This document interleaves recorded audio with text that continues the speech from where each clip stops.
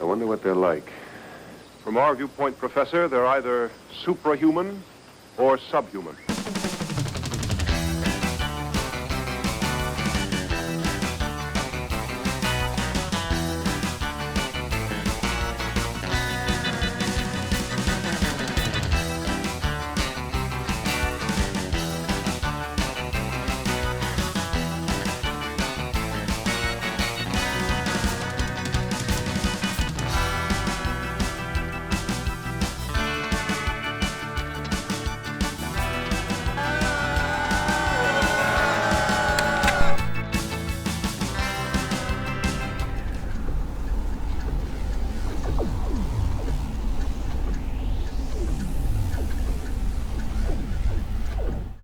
Hello out there in the YouTuberverse. It is Max, and I am back with you here.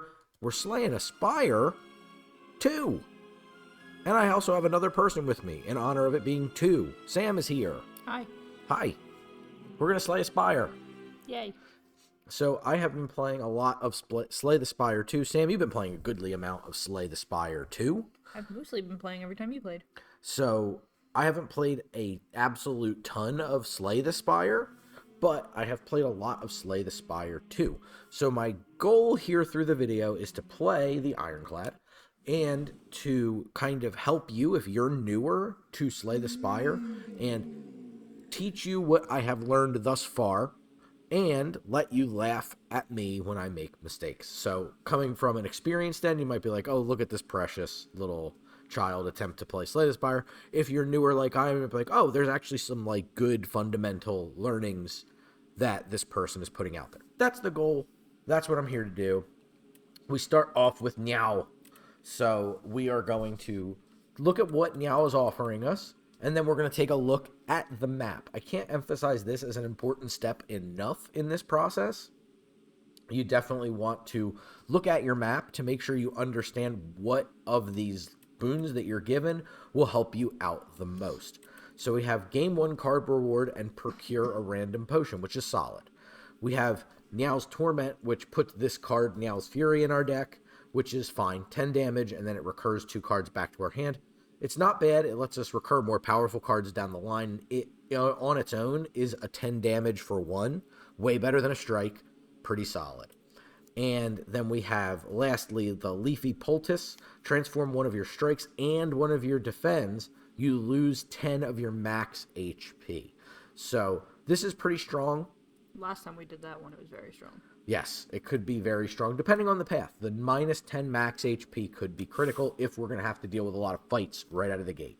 So let's take a look. When I'm looking at the map, I'm looking at the path I want to take through the act and or paths that I could take, especially if it has a shortcut. So the first thing I do is I come over to here, which is, I believe, called the Fold. And that's any point after the halfway point of the map, right? You fold it. So the Fold is where you get a chest, and that is generally going to be a lot of gold and a relic. So that's going to be one of the biggest increases that we have in our collective power level. So we're going to see a big jump up in what we can do because we're going to attain a relic at this point. So when I'm also looking at my path, I also want to next consider the number of elites that I would be able to fight. So I would like to take 2 elites during this time. We could theoretically do that, but one would have to happen before the Fold. And then we could definitely get a second one after a number of ways. So that's good. The next thing I consider is kind of how many merchants and how many rest areas will I have. So this elite fight would be a rest area, potentially a treasure, then either a fight or another rest area. So if we really get our butts kicked at this elite, we could definitely take a fire, open a relic, take a fire. When you're at a fire, you heal if you're not aware of that. That's one of the things you can do at a fire.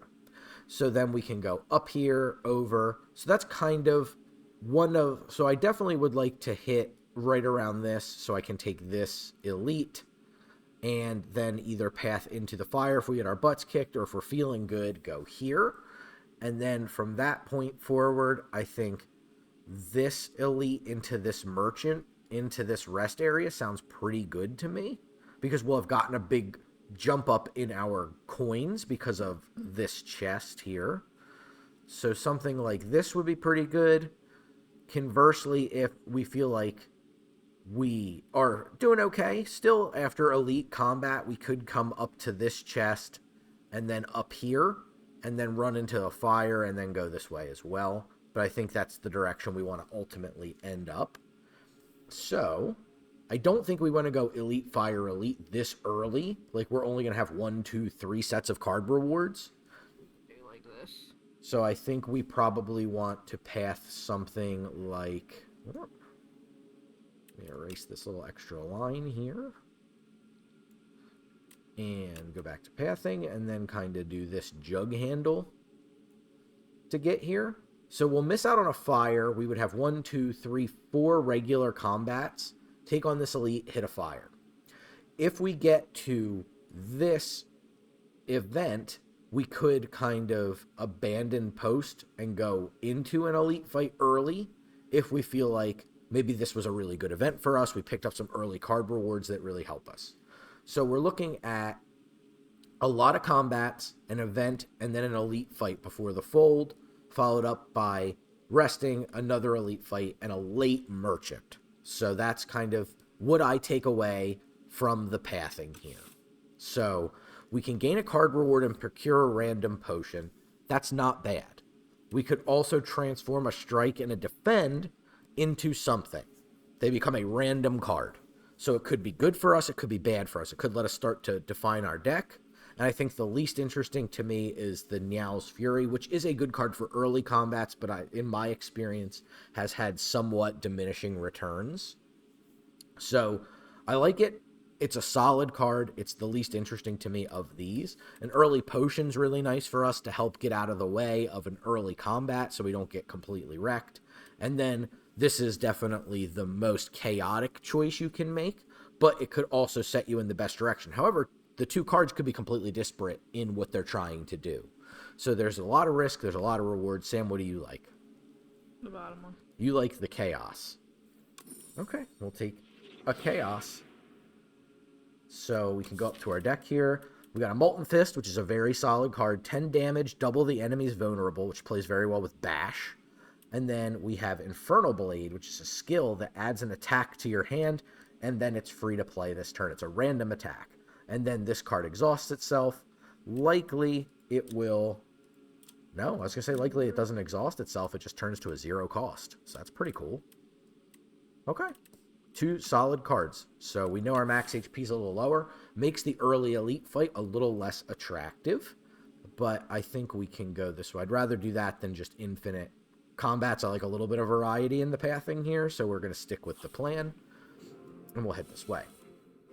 So remember our ability as the Ironclad. We get to heal 6 HP every combat. So essentially, if we take 6 or less, we've taken no damage. If we take a bunch of damage in the following fight, we can try to do that as well, right? Every damage less than 6 we preserve is a heal. We can only heal up to our maximum, which was reduced because we chose to do the thing we chose to do.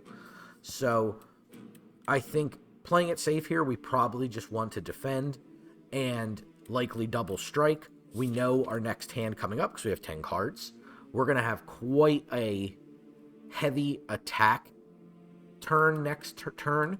So saving 4 damage here is pretty smart over just playing a strike. If we played the third strike, that means we likely would have to defend on this next turn. And we have so many high impact cards to play next turn that we want to prioritize doing as much life preservation as possible. So we're going to defend and strike 2 times.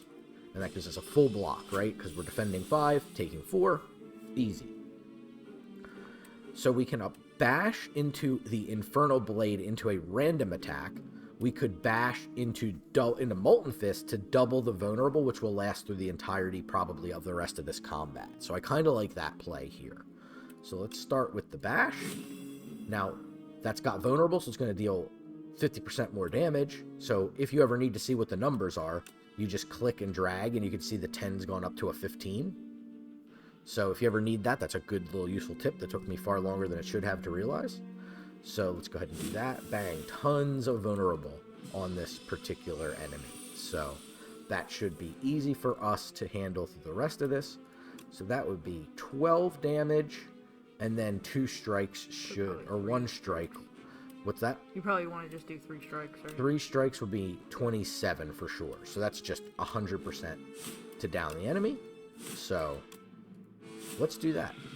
The best way to not lose any health, kill the enemy. So we have a Molten Fist, we have a Bloodletting, and we have a Vicious. Vicious particularly good in this build we already have. We're applying a lot of vulnerable. We already have 2 vulnerable cards after our first monster combat. Bloodletting is just a fantastic card overall. So I think this is pretty good. This is less good right now because drawing the cards, all of our cards are using our energy resource, right? I did not mean to click the map, I meant to click our deck. Using our energy resource. So drawing more cards, we're going to likely end up with hands where we have cards left over at the end. Not a bad thing, but do we want to prioritize the energy right away so that we can spend all of our cards, right? Because with 3 energy, generally the average cost of cards is going to be 1. So this is going to let us cast 4 cards, even if one is bash, every single time.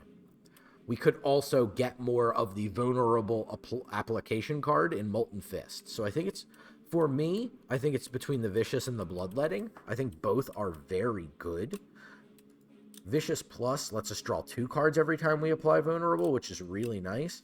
But I think the Bloodletting, which does give you 3 energy, is just going to be a little bit more important this early in the game. What I'm worried about is damage output, right? Like I want to be able to output as much damage as I can. Like here, for example, Bloodletting looks pretty bad. But on the other side of the coin, Vicious would look pretty bad on this turn as well. So I think that we're likely going to just strike plus Molten Fist. There's not much more we can do about that. But we put in a goodly amount of damage here. We can just defend if we want to. We don't have to. We don't have a relic that stops us from wanting to. Like, it doesn't conserve energy between turns or anything. So it's an attack for 7. We can get a random attack, and we can singularly defend. Our random attack might also generate some amount of block, right? So we can do the bash strike technique here. That would deal 5, and then this would deal 6. So we would be doing 11, half the Shrinker Beetle's health. We could also defend 5 and Infernal Blade. So I think we probably want to start with Infernal Blade and see what we get. We got a Spite. Deal 4 damage if you lost HP this turn. Draw a card. It costs 0. So we can deal 4 damage, 8 damage, and defend. I think that's going to be fine. The 8 from 22 would leave us with 14 on this, 12 on this, 14. So let's go ahead and strike. Defend. And we will Spite. So 14 left on here. Should be able to hopefully get a hit in here. Okay, so let's do this. It's a little unwieldy, but we're going to Spite to draw a card and see if we can get the rest of the damage we need to. We cannot, but we can play our whole hand, which isn't great because we're only going to block 10 and we took 3. So we took, we're going to end up having taken here a total with the Bloodletting of 8 over the course of this fight, which is not as much as we heal after a fight. You can see we're at now 68. Not a big deal, but something worth considering. Could we have done a little bit better? Most likely. Pommel Strike, pretty good. Expect to Fight is solid. You can fill your hand up, but we have the Bloodletting, so the Expect to Fight is a little less important here. I think I'm just going to take the Pommel Strike. Deal 9, draw a card is great. Tremble's also very good for this deck. We're looking to apply Vulnerable a lot. So paying 1 to just apply 2 Vulnerable is pretty nice as well. So I could see it going either way. We haven't prioritized drawing cards, and with the Bloodletting, Pommel Strike goes really well with that. So I think that's what we'll start with. Though I could definitely see somebody arguing for the other side of things here. So we have a room full of cheese. This room is full of cheese. So we can gorge ourselves on cheese, where we choose 2 of 8 random common cards and add them to our deck. We can search the room of cheese. We lose 14 health, but we obtain the chosen cheese. And the chosen cheese, at the end of each combat, we gain 1 maximum HP. So we are playing a healing character. And again, you can consult your map, right? Like, we know we're going to do another monster combat, then an encounter, then a monster combat, then an elite combat. So losing 14 health is not insignificant. So we would go down to 54, but we would have the chosen cheese. The maximum health is not going to necessarily raise our health, but we do gain 6 health at the end of every combat. So both are pretty good. The 8 random common cards, we get to pick the 2 best ones for the deck. So they're both pretty good. I could see it going either direction. What do you like better? I like search, but I think gorge is safer. You want to take the safe option? All right, so we have a setup strike, we have a thunderclap, we have anger, another pommel strike, 17 damage from the cinder. Shrug it off's pretty good. That's our first block, and it draws a card. So we have attack, draw a card, block, draw a card, which I think is really good. So I think shrug it off is a solid choice. Anger too. Iron Wave kind of splits the difference. Anger's an interesting card if we were to want to play a lot of zeros. Setup Strike obviously can be quite good if you play it as the first attack that you play in the turn to give you that +2 strength. Right now, with Thunderclap, that also gives Vulnerable. I kind of like that. It deals damage to all enemies. So right now we don't have the best options against a multi-enemy combat. So I'm kind of leaning towards a Thunderclap. What do you think? Okay, take a little nibble of cheese, and we proceed from there. So we can take this elite. I think it's probably safer to do the longer path here without the opportunity of a fire. Hopefully we can do some smart combating and not take a ton of damage here. We're going to take 4, so we could defend. Again, I strongly recommend keep looking at your deck, right? You have to kind of get yourself an idea of what's coming. So preserving damage versus outputting damage is an important part of this game. So will this 5 damage we defend help us more in the long run, or will closing out combat be more essential, taking an entire enemy off the board? You could just also kill the thing that's giving you damage. Right. So we have a Thunderclap. That's going to deal 4 to everything. A Strike would then clean up the Twig Slime. So if that's cleaned up, then we don't have to worry about it. We can then deal 6 damage, which would be 9 damage to the Leaf Slime. So I think we can take out both of the smalls with this maneuver. I do believe this bigger slime will deal us more damage next turn. So we would need to hopefully draw in to shrug it off if that's the case. But we have 9 cards in deck, so there's a coin flip, a little better than a coin flip chance we see shrug it off. So what do you like? You like just damage? Yeah. So we Thunderclap here. Then we can strike for, okay, this will deal 9, not take it out. But we definitely want to take out the one dealing damage to us here. Wham. Then we have this one here that we can output damage on. Could have output damage on this one as well. Okay, get 2 slimed cards into our discard.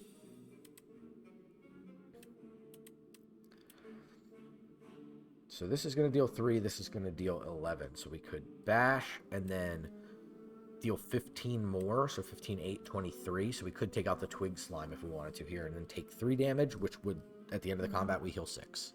I think that's probably the safest bet for us.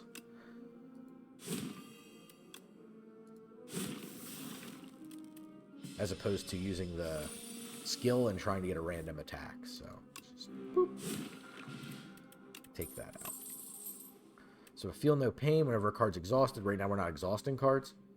If you exhausted a card, we're not exhausting cards. Gain 5 block and upgrade a card in your hand. It's a decent block card. I don't know if it's good enough to want to take here. I'm thinking we just skip over these 3. They don't really do anything. I have no real big push to start being the exhaust deck. I think we're moving in a slightly different direction there. So we can enchant and attack with Sharp 2, or choose a skill to enchant with Nimble 2. So that will gain us block. This will gain us damage.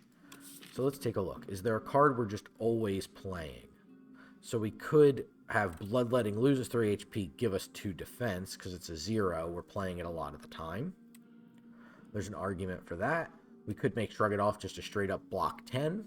We could have Thunderclap deal additional damage. This deals damage to all enemies, so there's a lot of value in additional, right? So 6 damage to all enemies is very strong. I think that's probably the best choice, because it is going to give us the most value for what we take. Does that seem reasonable to you? Fair and reasonable together? Reasonable? I do like what you said about doing it on Bloodletting, because you'd only lose 1, basically. Right. Okay, 6 damage to all enemies it is, and we can still upgrade that, so we can output even more with that card, which I like a lot. Inklets. So they have this ability that's called Slippery. If they lose HP, they only lose 1.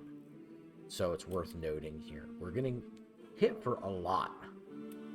So we probably want to start to deal with some of these. Maybe likely this middle Inklet. So we could Bash, which would reduce the damage to 1. Then we could Strike for 18. I think that's probably the best bet. We could Bash, subsequently deal 1 down to 12. Then we could Bash Strike, so I think we're in the same boat no matter how we do it. I think Bloodletting for Defend is not really helpful here. So I think that's probably going to be our safe bet, is to just Bash and Strike. Well, if we Bash, we can't Strike, unless we Bloodlet. So I guess we do that, huh? They can't hear you shake your head. Yes.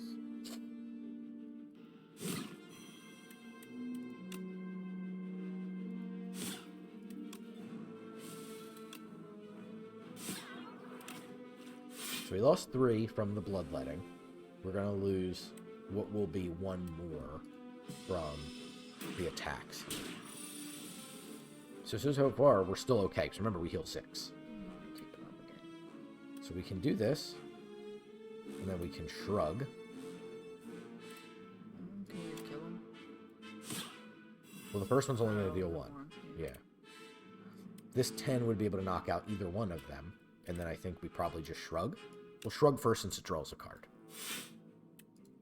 And then we will just punch. And we are full blocking, so good news there. And then we can boop them. And boop them. 13 gold. Heart of Iron gives us plating 7, which is nice. Sword Boomerang's really good. We have an Infernal Blade already. Not the greatest card ever so far. I would take Sword Boomerang over anything else, just because this would deal 3 damage to a random enemy 3 times. And that iterative damage can be important if we're like upping our strength, or when it comes to vulnerable, it can do more iterations. So I think the Sword Boomerang is probably worth taking here. And we just want to note the size of the amount of cards we've taken too. So far up to a 15 card deck. What's your potion? It is the Heart of Iron. Alright, so looking to deal max damage. I think we want to just Bash. I don't know. I guess we just Pommel even though we lose a card. If we happen to draw a Bloodletting, it's very good for us. I don't want to Pommel first because then I lose out on the benefits of Vulnerable. So we're going to hit. We will hit. There's the Bloodletting. So we can strike and strike. When this is dying, it breaks up into smaller little critters. All the little critters become stunned, which is nice. So you really want to think about how much is left over. Like this turn it has 22, right? So in an ideal world, we're defending a little bit more and then trying to finish it up with 1 card on the next turn so that we could then use 2 more cards on the stunned littler characters, as opposed to trying to take this out right now. The flip side of that is that this is intending to deal 16 damage to us. So I think we might want to consider using our Heart of Iron here. It's going to give us 7 plating, so it's 7 block. The next turn will be 1 less, then 1 less, then 1 less, then 1 less. So I think this is going to be a good time to use this potion, because I think over the course of this combat, this 7 plating will end up pretty much preserving its full value of block every single turn through the rest of combat. So I think we're going to net a lot of life by using this. And that's the question you want to ask yourself when you're using resources. How much is this really doing for me? In this case, I do think that this is going to save us a lot of damage. So let's go ahead and Molten Fist here. That's going to keep our damage alive. We could Infernal Blade and then Molten Fist. We're likely going to defend. So I think what we're going to do is we're going to do this. Sword Boomerang will kill it. Infernal Blade. I can play it because it's just free to play. So I guess we'll do that and see what we get. It's another Molten Fist. We shall defend. So if I Molten Fist this for 0, then I Sword Boomerang one of the little knuckleheads, will we have achieved enough value? So I could strike this down because I'm dealing 9. Then I can Molten Fist one of the little knuckleheads, and then Probably worth doing. Yeah, I could Molten Fist one of the knuckleheads, which would be worth 10 damage, and then I get to take my turn right away. It's tough. What do you think? I would kill it. You did take it out? Yeah. So with the strike. Oh, you won't have any more. You'll only have a Right. I can Molten Fist one. I'm basically dealing 10 damage. If I wait till next turn, I have 7 plus 5, so I have 13. I'm taking 3, and then I buy myself the next turn to essentially take it out. It'll retain the vulnerable, so even a simple strike takes it out at 7 HP. So that's kind of the crux of it. The Molten Fist coming in for 0 is so much damage, and the fact it gives it doesn't give vulnerable because they won't have it when they split up. So it's an attractive amount of damage to deal for nothing. Like, that's baseline more than what we're dealing with anything else. So that's why it's a consideration here at this point. I would personally do it. You think take it out here is good? I'm taking no damage. Makes our what is this, the Heart of Iron potion a little wasty, but I still think we're going to get value out of it. So what do we want to lower? I think we probably want to just hit the 21. Yeah. So now they'll pass back to us. They all wake up from their staggered or stunned. So now we have a Thunderclap. I think that's a very good start. So Sword Boomerang can deal a lot of damage. Because it would deal 4 damage 3 times. So it would take out literally anyone but the 13. So that's pretty good. And that would leave us the ability, if it took out the 5, we couldn't take out the 13. It's probably worth just striking and defending. You think? Well, we have 6 block already. Oh, okay. From our So you potion. definitely want to take out this guy. So you think strike this and then Sword Boomerang? That's fine. I forgot you had the 6 block. Okay. We get 2 more infections. Phew. Well, let's draw a card, shall we? No vulnerable on anybody. I think we take out the 8 in the back here, just because of these 3, this one's going to be doing the most immediate harm to us. The infections already are going to deal us 9, so that's going to take away. So we'll take 4, and then we'll end up taking 4 from an attack, so we'll take 4 total here. So we take out the back Wiggler. So 4 left. We take 4. This is nearly a full heal for us, which is good. So we can pommel this down.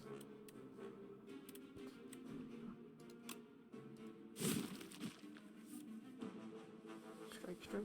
I think, are we interested in defending? Why Strike. not just strike. We don't kill it. Oh, okay. I thought it did. No. Thunderclap would deal 6 and give vulnerable, so its strike amount of damage was that should be enough though, because of the vulnerable. Yep. Yeah, and it's worth, when you're doing these runs, definitely think these things out a little bit. Like, you can see there were a couple times where we thought a different path would be the right one, and we're like, oh wait, hang on. So just take your time. This is a hard game to get good enough to start to speed run through. What did you just get? Your Thorns. So whenever we're hit by an attack, it deals that much damage back, in this case 3. So really good for us. There's Twin Strike, which deals 5 damage twice. There's Taunt, which is nice for us. This is block plus vulnerable. And the upgrade is 8-2, which is really nice. So that's what I'm leaning towards, considering we seem to be the vulnerable deck. So I like that this is a defend that also provides that vulnerable trigger. And that was an elite fight, I will point out. We lost what was essentially 1 hit point. So really good elite fight there. I think we're feeling good. Do we feel scrappy enough to go this direction? I think we can take on 2 monster fights before we need the fire. The fire is nice because it upgrades cards. So we could card upgrade, and counter fight elite. Or we can continue trying to just raw card reward, upgrade here, and then go this way. What do you like better? Do you like upgrading cards, or do you like fighting more monsters? Probably upgrading cards. Okay, so we'll go for a card upgrade. Then we're at this elite. Oh, if we take this fire, yes, we can still go this way. So we're going to smith. This allows us to upgrade a card. So we can upgrade any card we wish. This is, out of the gate, the most attractive to me, because it, again, is just the raw most damage you're dealing. Pommel Strike going up a damage and a card is really nice. Taunt going up block and applying 2 vulnerables, big. Bash applies 3 vulnerable, which is great. So I think it's between, for me, Taunt and Thunderclap as what we want to be doing here. I like the block. I like the double vulnerable. Let's do that. I think that's going to end up benefiting us in the most immediate term overall. And again, we're going to be able to card upgrade, so we can just simply do the other one after this chest. So we have a parrying shield. If you end your turn with at least 10 block, we get to deal 6 damage. So really paid us off for upgrading our defensive card.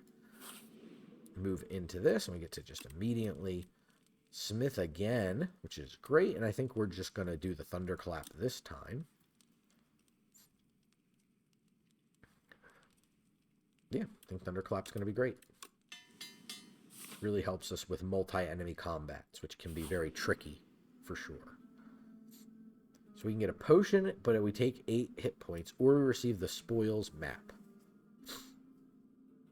So the Spoils map is a card. It marks a site of 600 extra gold in the next act. So this is a card that will sit in our deck for the rest of this particular act.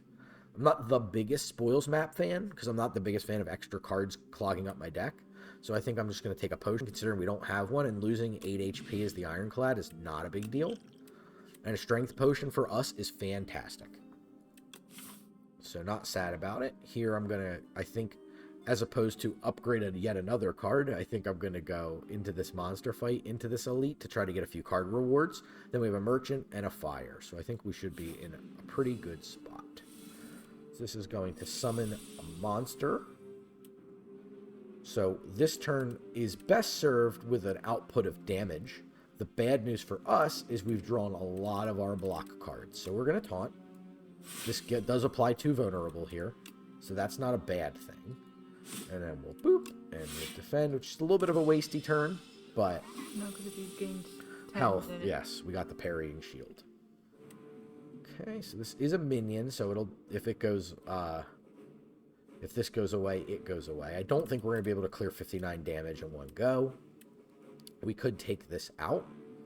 So when it dies, it comes back next turn, which is a little bit of an annoyance. This is going to set up to deal us 8 damage. I don't think you have to worry about that this turn because it's not dealing damage. It is giving us 3 status effects. So kind of like the bash to keep the vulnerable going on this character. We could then pommel strike and deal a lot and draw a card. A little wasty with the card. We could also sword boomerang, which after the vulnerable would deal a lot potentially to this. So I think that's probably the best line for us. What do you think? Okay.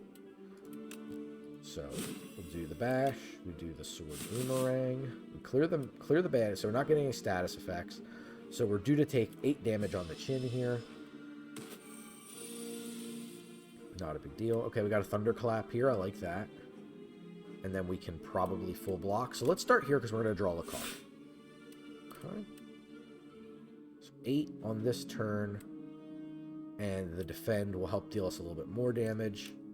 So I think thunderclap's probably pretty good here. This would deal 10 and double their vulnerable. That's not a big deal for us yet. I think we'd rather just take free damage and full block. Deal a little bit more back. 18 seems like a doable amount. So this is 12, and 9 should be more than enough to clean this up. Boom, got it. 17 gold. We got an attack potion, which is great with our strength potion. Deal 4 damage. Deal an additional 2 damage for each vulnerable on the enemy. This is what we're talking about. This is a payoff for the strategy we're trying to set up in our deck. No reason to not take that. Okay, 59 health. We have an elite fight coming. This is a scary elite to have. So, Thunderclap, Pommel Strike. We could then taunt if we want to. I think we definitely want to Thunderclap first because we want to give that vulnerable. Next we'll Pommel. We can either strike or we can taunt to give 2 more vulnerable. I think I like that a little bit more right now because I just want to make my hits count against this character while we have 1 more free. I don't think we want to use a potion on it yet. Let's see what we have in this hand, though. We have Bloodletting, so I think we want to start with this and see where we go. I think that's going to inform a lot. Lose 2 HP, deal 14 damage. Okay, Strength Potion. Maybe this is a good time to use the potions, right? Because what Sam is bringing it up is because in the long run, this is going to save us a lot of damage, right? Like, this is our last turn to really unload on this character. So, I think we're going to use both our potions. 1 weak, 1 vulnerable is great for us. The weak goes away, but this is deal 15 damage, loses 10 strength. And then this is more cards with the Bloodletting could be attractive. What do you like? Probably the uppercut, but I can see what you mean about the card. Right, because we're going to Bloodlet here. So we'll go up 2 more energy. Yeah. So the card could be pretty good. These would all be free, obviously. Yeah, I guess the village. So let's go ahead and do this because we know we're going to. So we've taken 3 so far this combat because we just did that. We already have the vulnerable applied, so let's go ahead and pillage. We have the Hemokinesis. We're definitely going to do that. 31 damage off that card. Then we can Sword Boomerang. Or is that defend? It is, but it draws us a card. And Bully, we have 2 vulnerable on there. It's not going to go up, so done. Pretty good. It took both of our potions, but that saved us that got us a fight for 3 damage. So we gained 3 health off of an elite. Fantastic. 42 gold. We have a Shackling Potion. All enemies lose 7 strength this turn. Oddly Smooth Stone lets us improve our blocks, which is fantastic. There's the Hemokinesis we just used. There's a Grapple. Whenever you gain block, deal 5 damage. This card's pretty good. It doesn't exactly fit the theme of our vulnerable portion of the deck, but it's a pretty good card in those crappy turns where we end up with too much block in our hand. It can help really offset that. And of course, Bloodletting, still good. So what would you take here, do you think? I'm not sure. You're not sure. I think Hemokinesis is probably the least interesting to me. Because it's losing more HP. Right, so let's take a look at, and if you're between 2 cards, let's take a look at the upgrades here. So we go from 9 and 5, or 7 and 5 to 9 and 7, which is pretty good. And Bloodletting, of course, we looked at before, gains us another energy. The second Bloodletting is attractive. Yeah, I think I like Bloodletting. But this is very good for this. We're a pretty divided deck. Like, we have a little bit of block, we have a little bit of attack. That's true. So it's like, that really helps tie the room together in a meaningful way. Plus you have this thing up there. Right, the parrying shield really which plays gives well with you- this card as well. So let's give the Grapple a try. Not every single card has to be a vulnerable base card for us to want to take it. Now, I'm not saying you also can't skip cards. I think a lot of newer players to Slay the Spire, I was like this as well when I first started. You're taking a card, every card reward, right? That's my reward. I want it. It's not worth taking every single card that you get offered in a card reward. Like, you don't always want to take one of the 3, but you can certainly do so. So we have our first merchant. We're pretty good on money. So let's take a look. What we have, another pillage that did pretty well for us last time. We're an attack heavy deck. So we have 4 attacks, 5, 6, 7, 8, 9, 10, 11 attacks of 18. So that can help us find some cards. Whenever you draw a card containing strike, it's played against a random enemy. So this is like, if you draw a card of 5 hands, or a hand of 5 cards, every time you draw a strike, it automatically plays itself for the rest of the combat, which is crazy. Bludgeon obviously speaks for itself, just straight up 32 damage in a vulnerable deck. Dealing another 16 damage is significant. That's all really good. Whenever you play an attack this turn, get block. At the end of 3 turns, deal 40 damage to all enemies. Deal damage equal to the number of cards played this combat. Not really the best for us. So let's take a look at the relics here. The start of your second turn, gain 2 energy. It's pretty good. At the start of each combat, heal 2 HP is good for long fights. Upon pickup, choose an attack or skill to enchant with royally approved. This card has innate and retain.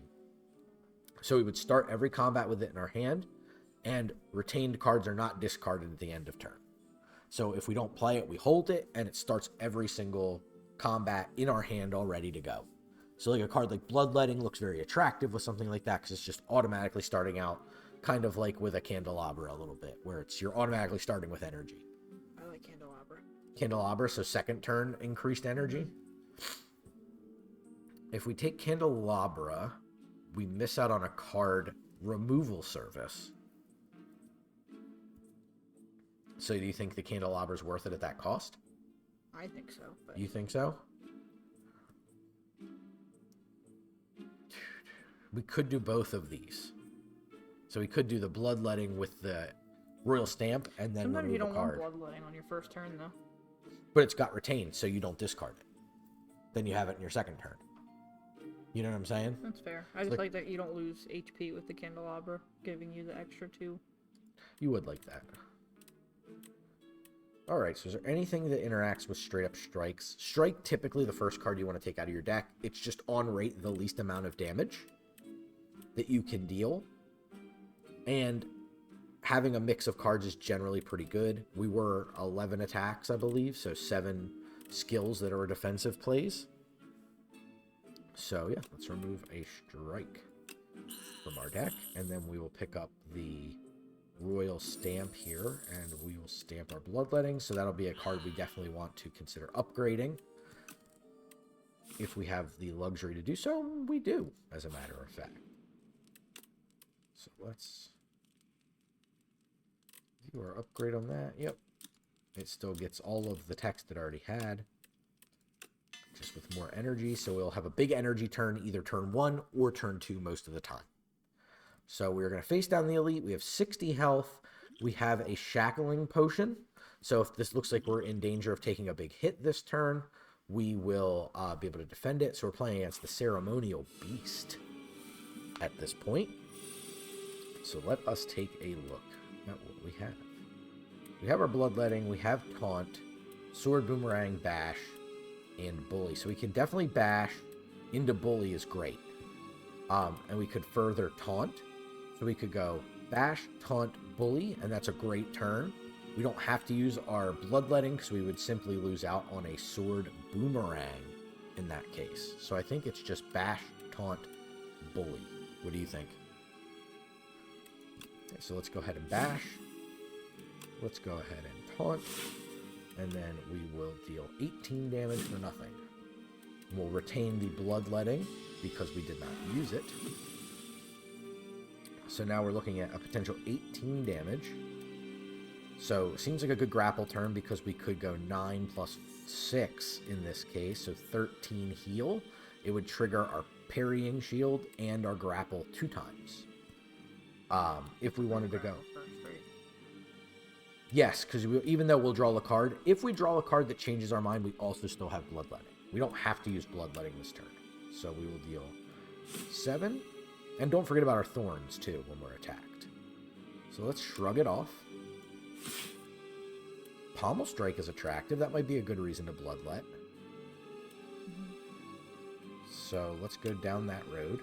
Let's see what we draw. It's another defend. So we can Bloodlet. Now we can get an attack for free, which is a Spite. Have we lost health this turn? We sure did from the Bloodletting. So now we can deal some damage and draw a card. Now we can defend. We can full defend or we can strike for 9. I think I agree with you. The full defend carries a lot of value. Yes. So we just get so much free value out of that from the grapple. And then the thorns dealing a little bit of damage. Like everything's kind of compounding. So I think Here's 20 damage. It's a lot. With one shot at defending, we can probably Shackling Potion, and I think we want to this turn. So let's go ahead and do that. So we'll knock that down to 13 damage. So we have a Defend, we have a Molten Fist. I think we want a Thunderclap. That'll bring it up to 3 vulnerable, and then Molten Fist would double that vulnerable to 6. And then we can defend from there.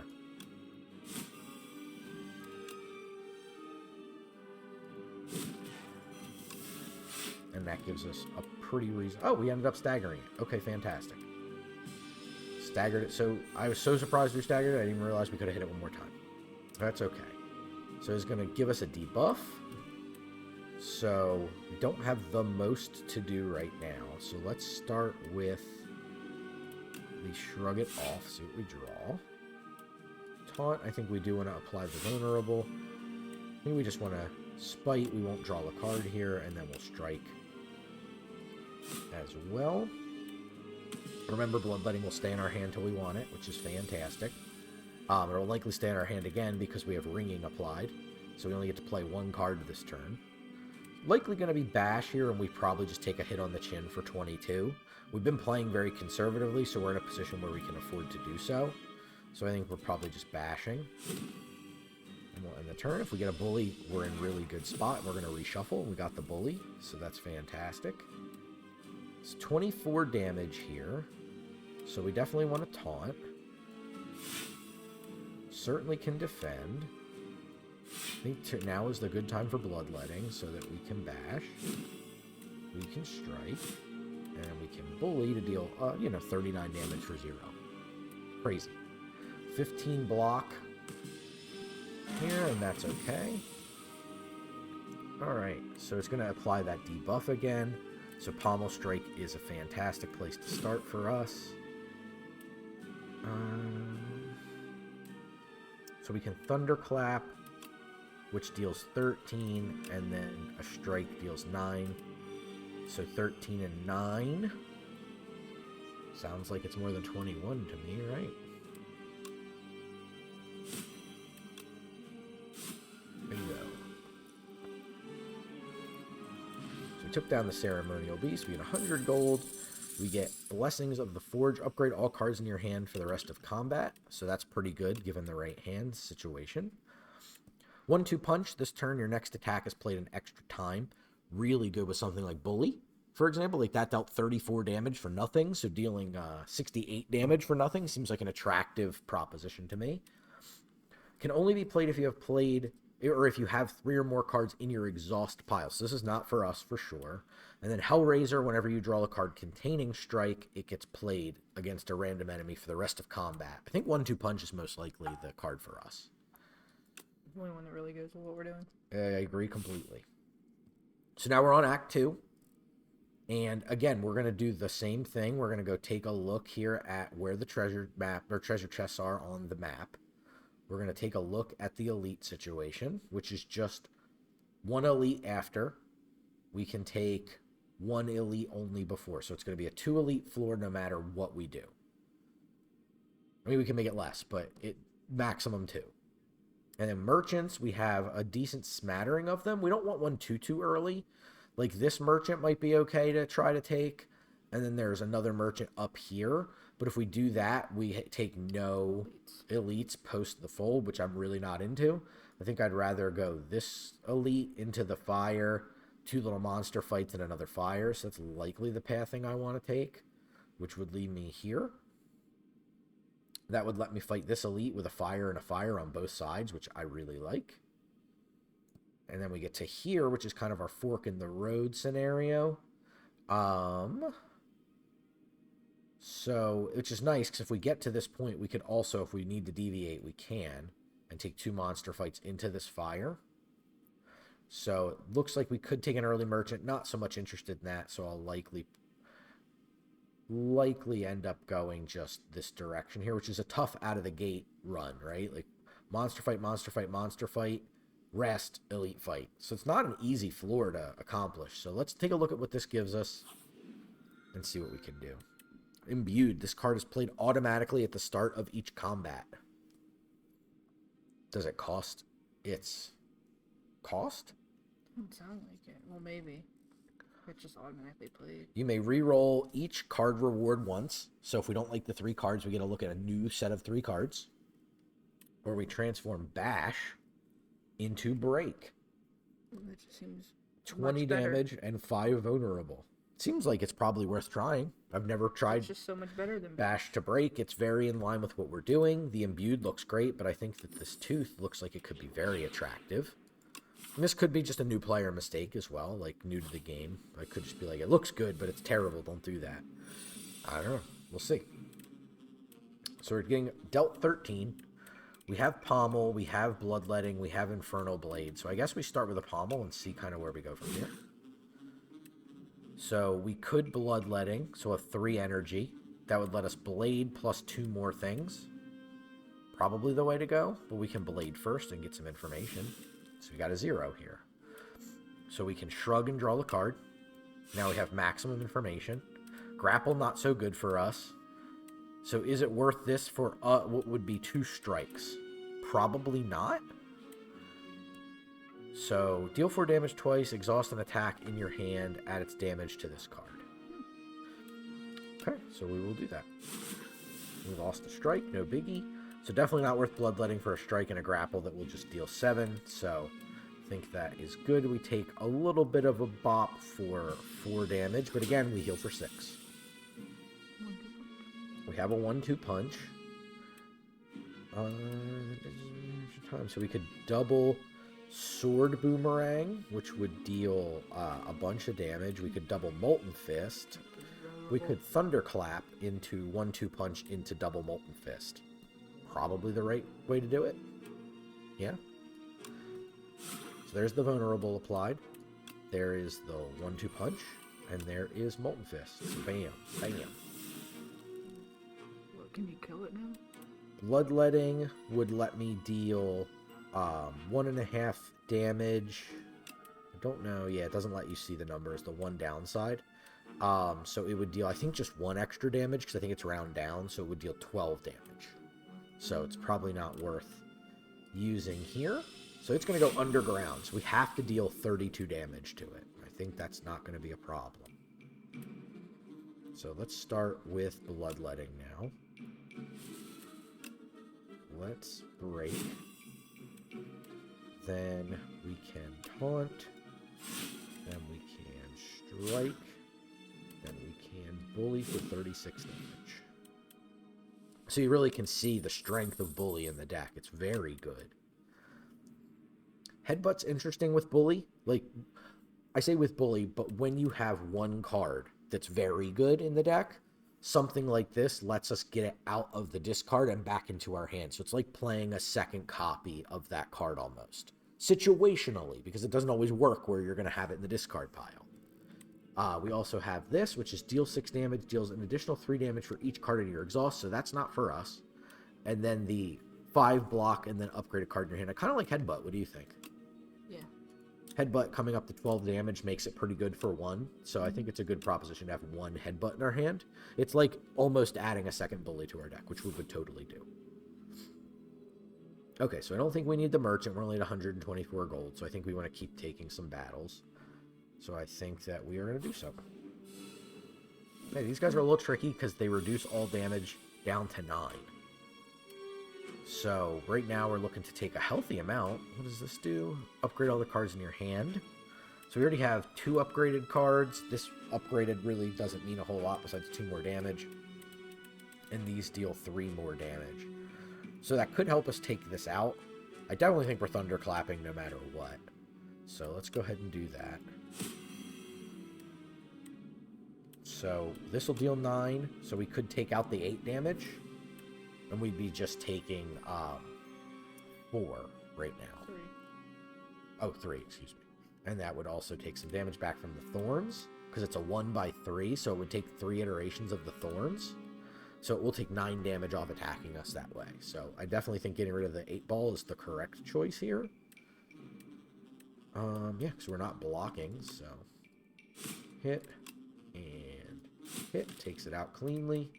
No reason to Bloodlet to play a grapple.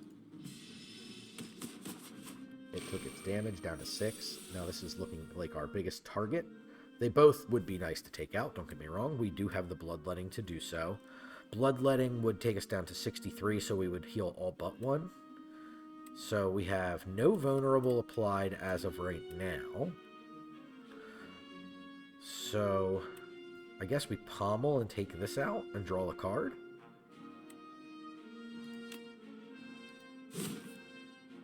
There's the break. We can bully and almost take that one out. We can Molten Fist and take this one out. And that would leave... We could 1-2 punch double bully to take this out. Mm-hmm. You could just 1-2 punch that and take it out.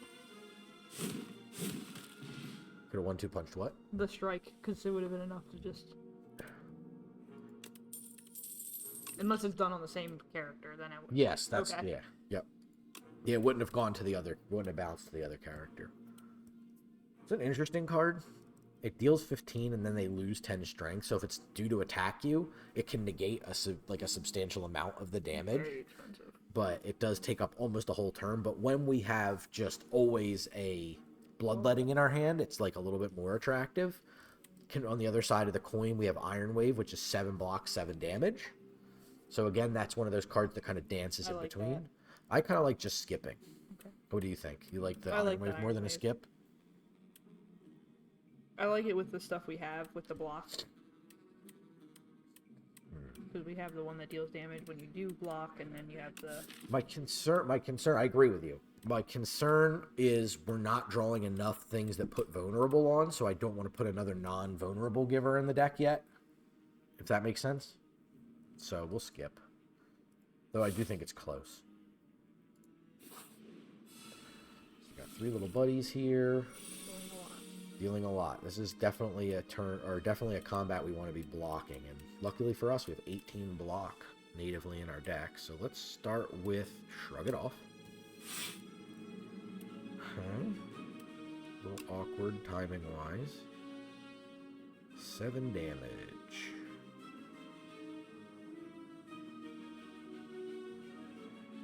This is going to shield up, so we'll go with that. Now we will do this to a different one because it'll make it easier to damage them. Because we have the bully, as we know. We could Bloodlet here and then Infernal Blade, but I just think that's a little bit of a soft play. So we can deal 4. This can get dealt 12. Yeah, let's do that. 15, 18, so it's 25 damage. And we are blocking 18, so we would be taking 25, 18 would be 7 damage. Yeah, I think we just end up taking damage even with the bloodletting.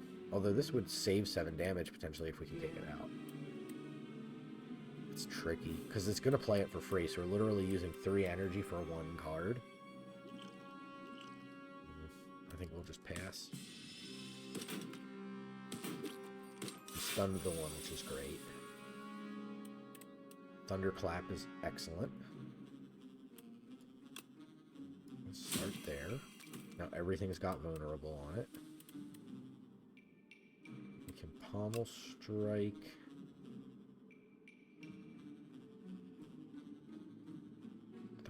Damage. Let's try to take that out. We can just strike this one. We could double the vulnerable on this one, because it's stunned anyway. Let's do that. I don't think it's worth bloodletting for a single strike, so we shall pass. Now they're both up. This one's fixing to deal us damage, as is this one, so being able to take them both out would be excellent. It looks like we should be afforded that opportunity.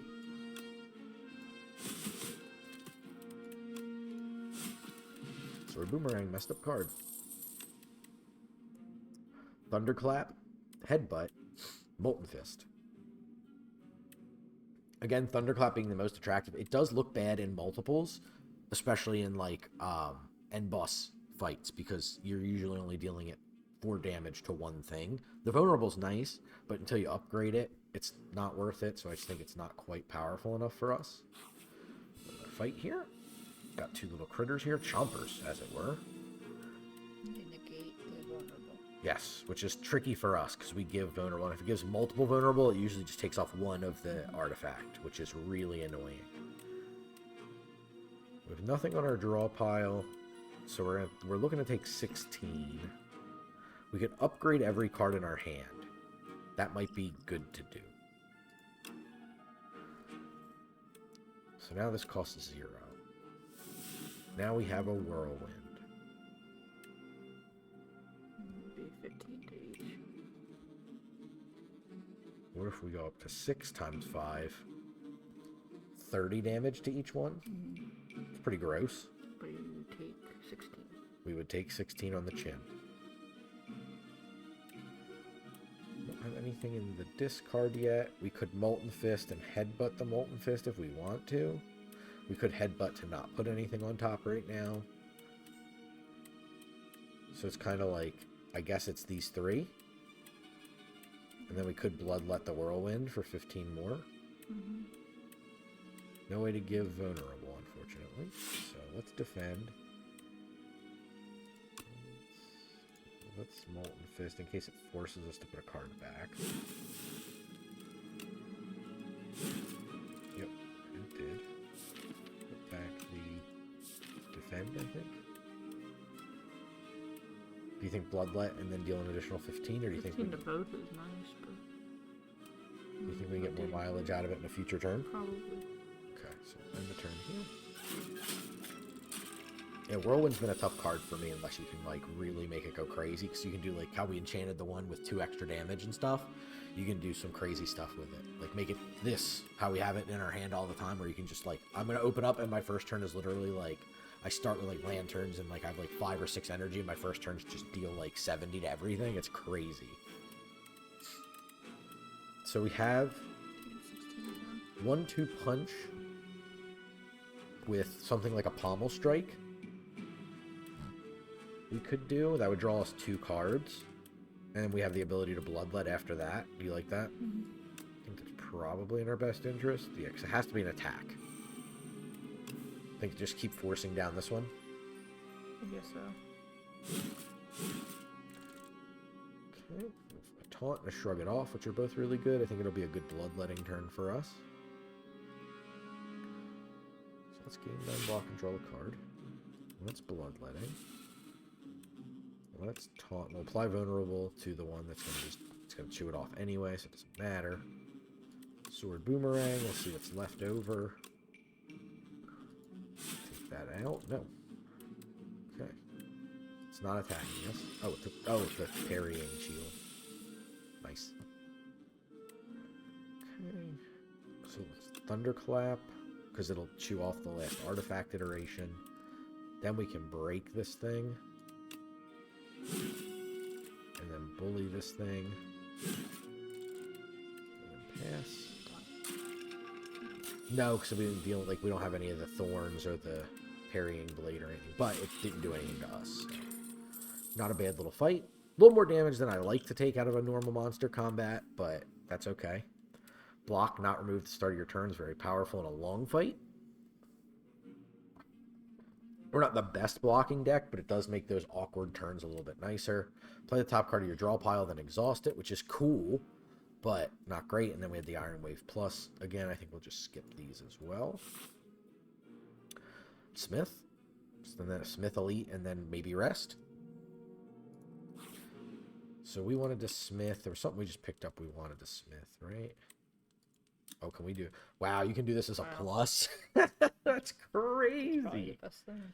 1/2 punch is a very good upgrade, Next 2 too. attacks, Yeah, so next 2 get played twice. Bully is really good. Obviously, it's kind of our marquee card. I like The Infernal Blade Plus made it very, very good, being 0 to just get an attack for, again, 0. So we have 3 very... I think this, Bully, and 1/2 punch are the best, and then I think this is also very much in the conversation. What do you like? that. You do. I knew you would. You picked the numbers one. This makes this card playable. Okay. I think that's got to be the deciding factor, right? This card has been mediocre for us because of the tax on it. Being able to make it playable, I think, is really going to help us in the long run. So trickier Never combat. seen this. Really? So their shtick is if one segment is dead and the one of the other two are not for 2 turns, it comes back. So you have to like kill all the segments very quickly. They also deal quite a bit of damage, as you can see. So I guess we're going to start with a pommel strike. Strike the one that's going to buff itself here, because it's going to be the most annoying to deal with down the line. I think Thunderclap is a good follow-up. It's going to let us bully. Just kind of keep the damage as even as we can amongst these bits so that we can stay as positive as possible. Draw 3 cards here might be pretty good. You think we should go down that road? Find block. I think if we find anything, it's going to help, especially with the bloodletting in our hand. Didn't find any block, but I still think we're going to bloodlet, considering we have so much in our hand at this point. So we can double something's vulnerable. Let's do this one, because it's got currently the... What it did, it won't now have the most hit points. Sword Boomerang. So grapple probably, then defend. So that's good. I did not mean to do that, but that was the one I wanted to click on. And then I will defend. Deal a little bit of damage. They're going to hit us and take damage from the thorns, so that's pretty good for us. What's the red potion? That is a strength potion. Alright, so what can we do here? We can break something, which might be this piece, and then we can strike down this piece, and then we could focus down this one. This one, sadly, is dealing us the most damage. So I think Shrug It Off is probably the best to start. There's a Taunt, which isn't bad. We can get vulnerable to this one. So it's got the most HP.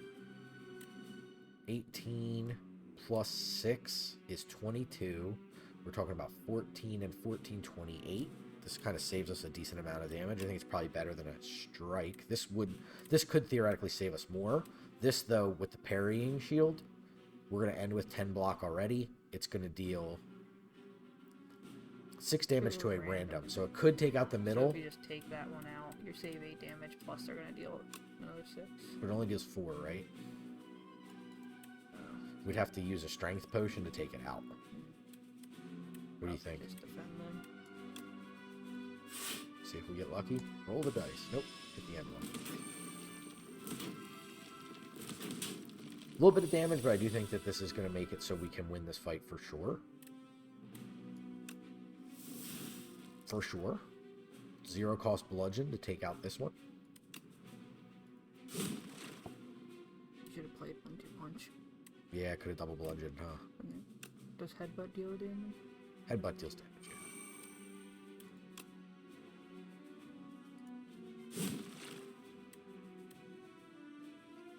Take that one. Not that it matters. Ship in a bottle. Gain 10 block. Next turn, gain 10 block. Chandelier. Start your 3rd turn, gain 3. Remember the one we saw before, which was the candlesticks? I forget what that. The smaller. I thought it was chandelier. also a chandelier. Was it? I thought it was a candelabra. Candelabra. It's bludgeon. Good when we have instant bloodletting in our opening hand at all times. What do you think? Should we risk it on a bludgeon? If we're going to take like a card that doesn't really fit the theme of the deck, like this is kind of like max damage dot card. I guess so. What do you think? You into it? Not into it? Yeah, try it. Being able to bloodlet 1-2 punch the bludgeon like you described is a pretty gnarly sequence. Okay. 46 of 70. It's close. So there's kind of 2 schools of thought here. There's the school of thought that Sam would give you that you should be resting at this rest stop. I think it's worth a little bit more context than that. We are going to hit here to get a chest with a relic. We are going to hit a encounter. Then we will hit an elite. Then we'll hit another fire. So we could risk upgrading and then come over here. We could rest now with the hope of upgrading here. That seems far more likely. We also get, you know what I mean, a little bit more out of resting ahead a little bit more. But you can also, I think it's totally reasonable when you're at around 50% to want to rest. I think we're a little bit higher than that. I think we could get away with smithing. I'm not even going to ask because I know what you're going to say. You're going into an elite.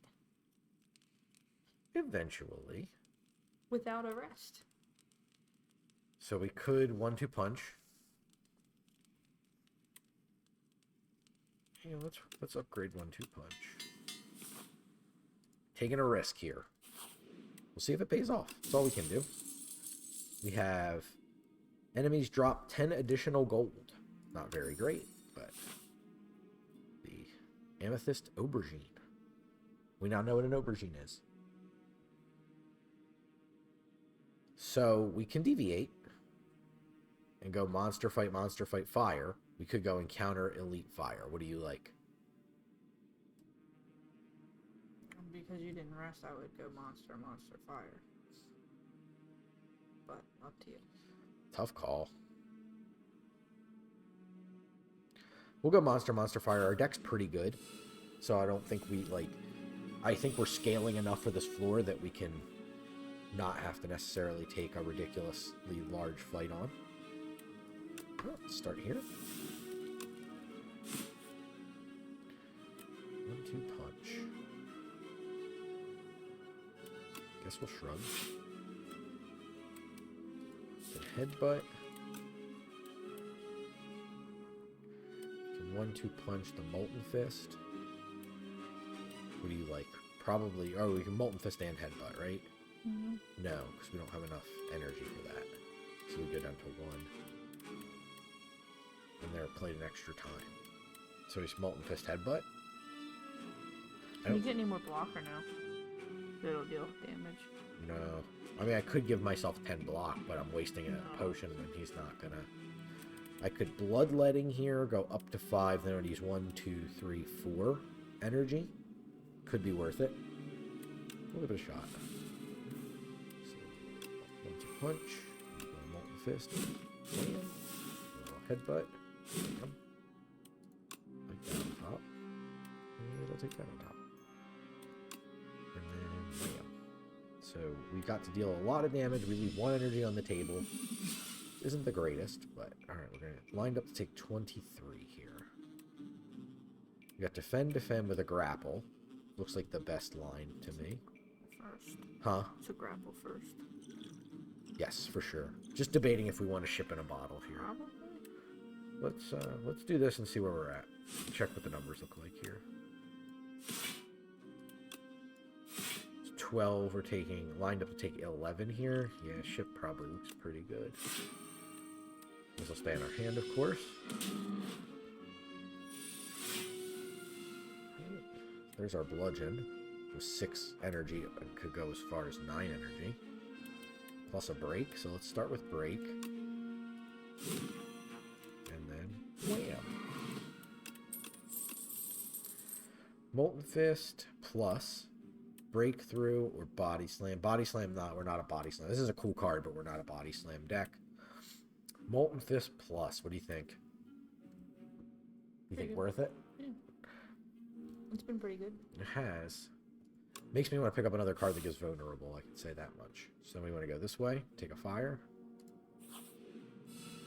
Okay, get these two chumps here.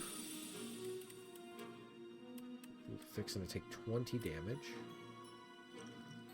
Not much we can do about that. We can defend 12 of it. I think that's probably prudent here. And then probably just Molten Fist somebody. We do lose the Molten Fist, but that's okay.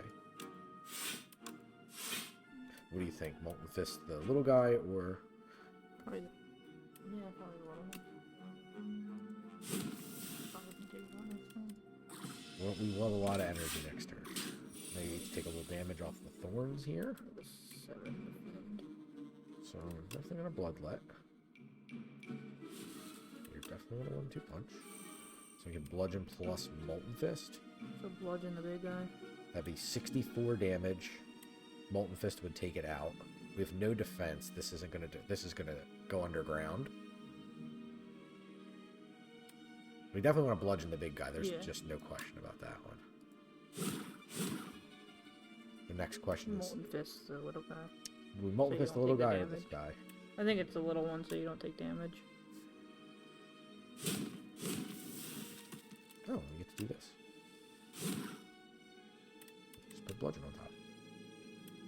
It's potentially very good because it goes underground and conveniently. 32. I think that's probably going to be the best bet for us because it stuns it. Why did we get all that energy? Oh, it's the chandelier. I forgot about it. What about that? Awesome. Forgot about the chandelier. The ones that happen turns later, I always forget about. Okay, juggling. Add a copy of the third attack you play each turn into your hand. Flame barrier, just a solid block card. Let's take a look at this. It's a tricky one. This one's very good for us. Continues to make those kind of divided hands, but I do like it. What do you think? Meh? Fire. I think we're going to take our rest now. Back up to almost full. Couple smart monster fights. We might be able to just might be able to upgrade at that last fire. 4 of these knuckleheads. Okay, let's start here. Why does it have a cross? Because it needs to have 3 or more cards in our exhaust pile. How'd we get that? By exhausting cards. Like one of the cards at the bottom No, says exhaust. I meant how did we get that card? With the blade. Oh, okay. It's just a random attack. I think we probably... I mean, we can 1-2 punch. We can pommel strike and draw cards. That's probably the best place to start, I think. Strength potion a little weird in this fight because they only take maximum of 9, so I don't think we want to go down that road. Don't think we need to use a speed potion this turn. Kind of looking to earmark this 8 damage. Looks to be a number I can take out.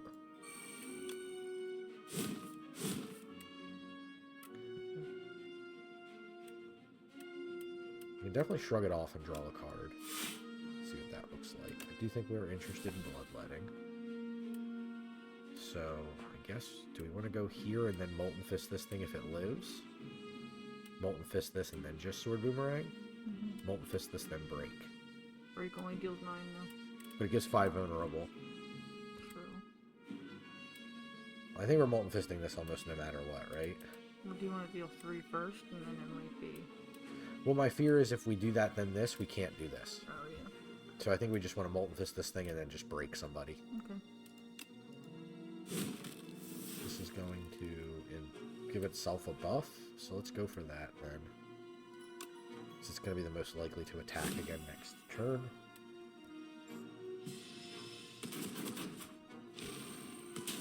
So a little bit of damage there. Yep, 3x3 and another 8. 16. It's got 4 vulnerable on it, so as of right now, this deals the maximum 9 damage.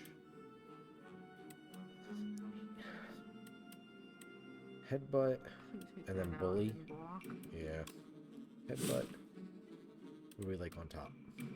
Bloodletting probably. Okay. And then Bully. And we can taunt and apply vulnerable for this one.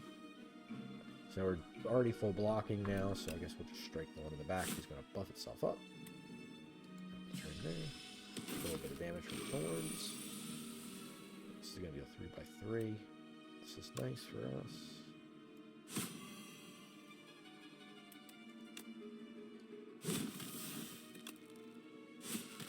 Cool. Easy peasy. Armaments plus, upgrade all the cards in your hand. Shrug's been decent for us, but again, I don't think we want to necessarily go down that road if we can avoid it. Keep the deck kind of lean and mean as much as possible. Looking for something that applies vulnerable is what we really want here. So we can go grapple, shrug, defend. And then if we want to bloodlet, we could further bludgeon something. Huh? Grapple, shrug, defend. There's no point doing the defend now, right? Because we can get to the point where we could just take this out almost full You get stop. to the 10, so it'll deal more damage. True.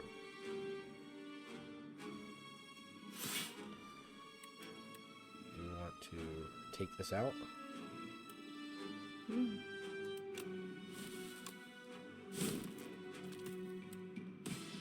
Got some damage there. Infernal Blade again, it's free.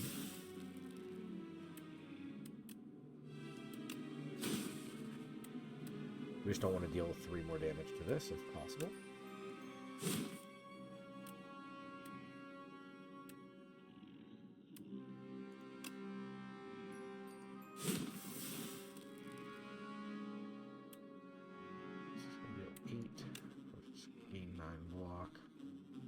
We'll give this vulnerable too, since it's asleep. 1 damage on it. Thunderclap. Great. And we can do this. And we can do this. Wham. We can do this. Wham. We can do this. Wham. I'm gonna keep saying that for the rest of the combat. Not this combat, but the rest of that turn. Just had to keep saying it.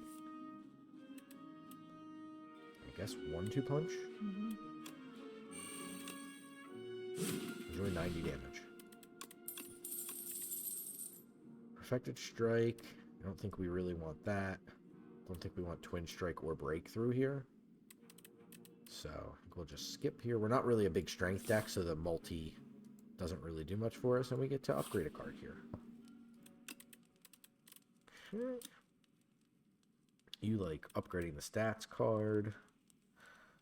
This could do a little bit more on both sides. I think Bully's probably the card, yeah. It just can deal so much damage, especially going into a boss fight. We're fighting the Knowledge Demon. Okay. So let's take this. Okay. 1, 2, 3, and this. Do we want to put anything back on top? Probably, I guess Thunderclap's okay to go on top because of the vulnerable. And then defense not going to do much for us. I should have strength potioned. 6 damage I think is probably going to be fine for us. Okay. I think we do want to drink the strength potion. That was definitely. Do you want the other one or no? Speed potion, not yet. This would just be like if we need to get up and block this turn, but we'll take a look. So let's go. Thunderclap, just 1. Strike. Bully for 13, because we can't deal any more than that. So we can defend for up to 11. I think that's probably prudent here. Let's just gain 11. Again, no point in using Bloodletting. Dealt us some damage. Going to deal some big damage here. So we can grapple into Shrug It Off and defend. We've started that way before, so no reason to deviate right this second. Okay, we can break here. I think it's probably pretty good. Pommel.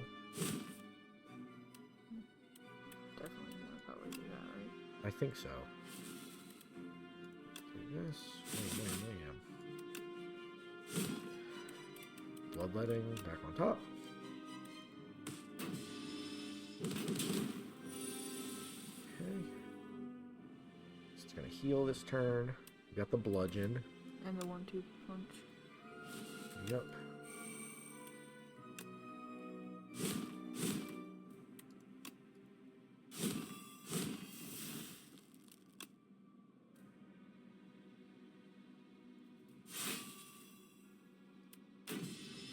Heals up a little bit. Alright. It's going to apply another effect.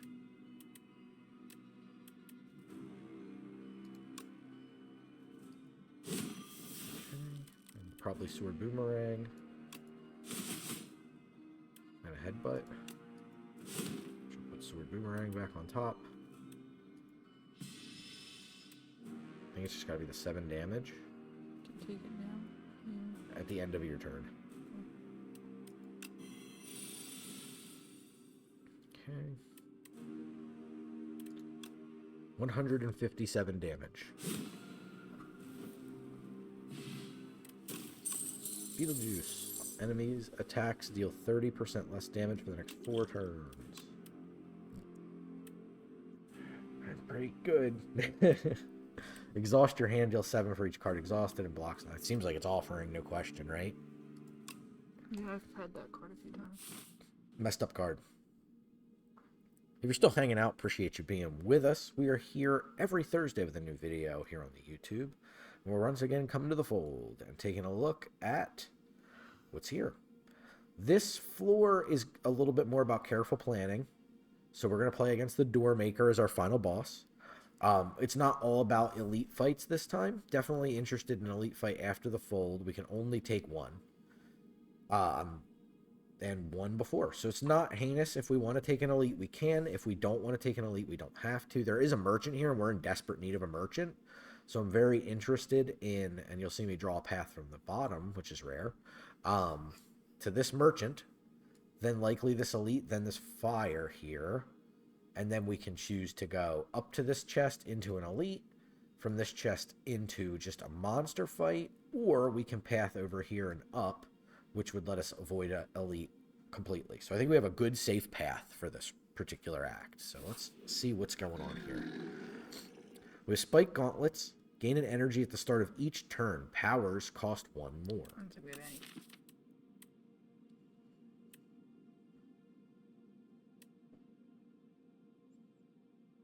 No, zero power. So that is not a drawback. That is just 1 more energy every single turn. Choose 3 attacks in your deck. Enchant them with decrease the cost of this card by 1. Or the first card you play each combat is played an extra time. They're all good. They are all good, aren't they? Like the Tri-Boomerang, making some of those things that are 2 costs or 3 costs cheaper. Or 1 cost to 0, right? Like,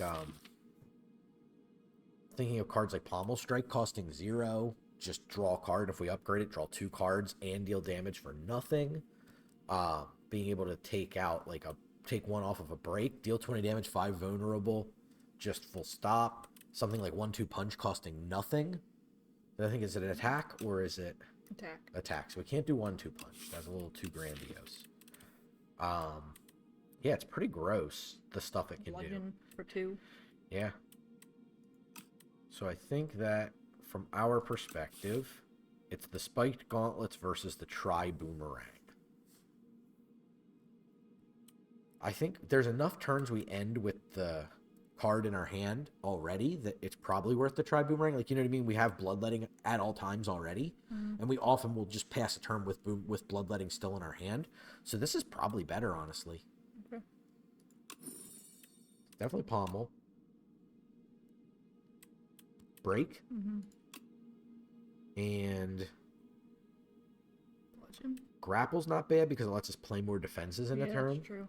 Bludgeon Yeah, just costing 2 is pretty nice. I like Grapple, I think. You're right, because it makes it better to do it.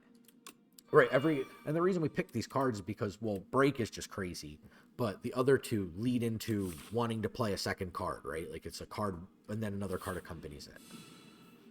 This is a tougher fight for just a regular monster fight. So we do Bloodletting. We can punch this guy. Pommel. Starting with Pommel's real nice. Do we want to try to lean on the shield guy? I never know how to go about this one. Let's lean on the shield guy. 16 left on him. We just drew a defend. We want to do this now. We're going to do this now. Wham. Defend. Defend. Strike. And I think we'll use the Beetlejuice.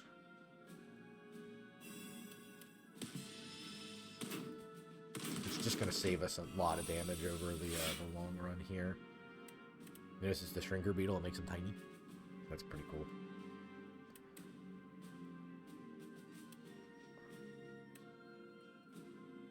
Start with a grapple.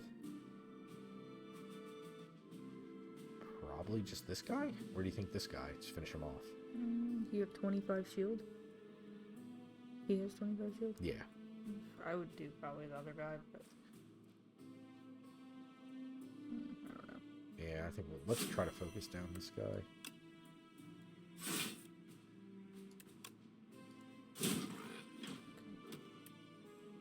I don't think there's a reason to use Offering here. No, it's a lot of damage. Choose a card to put on the top of your draw pile. Probably just... Bloodletting just in case. What were you thinking? I was thinking the one that dealt 20 damage, because I was like, you'll definitely kill it. So Bully, this has no vulnerable on it, oddly enough. Two punch.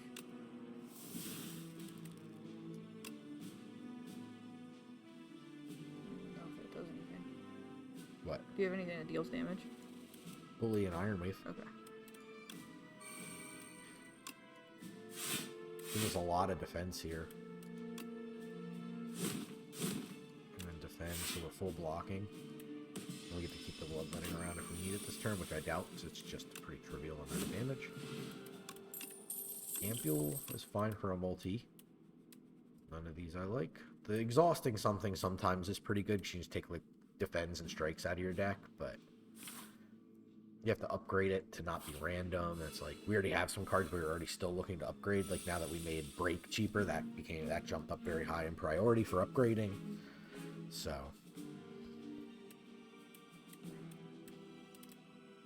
nothing that gives vulnerable, so we can start with a nice pommel strike.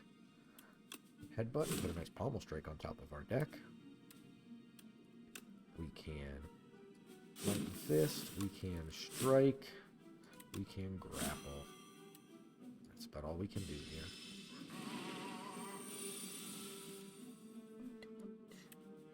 Yeah, like a 1-2 punch here into a nice pommel. I'm taking 12. Okay. So let's shrug and see what we draw then. Okay. So we can full defend if we want to, or we can Molten Fist 2 times, right? Because we played the 1-2 punch. So Molten Probably that, so you Fist. don't waste it. You're only taking, what, 3 damage? Yeah. We'll still heal full after that, so that's okay. Obviously, 64 being the magic number for us. Yes. Play a free Health and Beyond. Do a Thunderclap first, though. Important note. Boomerang. Might be worth offering. Yeah. You get to draw 21 3 damage. cards. You have a ton of... There's the break. So we have that. Bludgeon, goodbye. Speed Potion, and... Why 3 vulnerable? I think you need that. Yeah, this is also good because it's pre-upgraded, but it's just the 1 vulnerable. I think we need the Tremble. Bully can just do such substantial things in our deck that it's crazy. Nothing much in this instance, oddly enough. 13 damage. We can Speed Potion to get 11 block.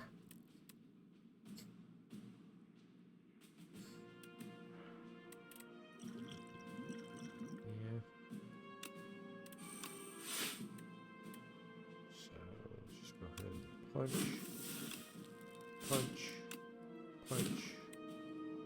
The other potion do? It deals 10 to everybody, so a little better in the multi-enemy combats. Eek. Those are good enough.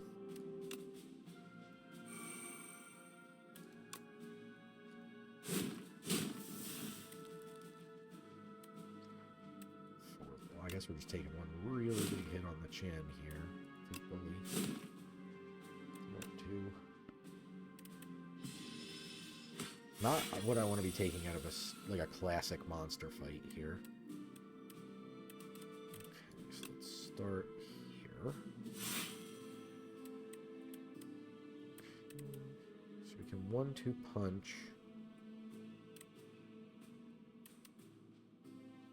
Gain block, draw a card, but we really don't want to do that. We may yet have to.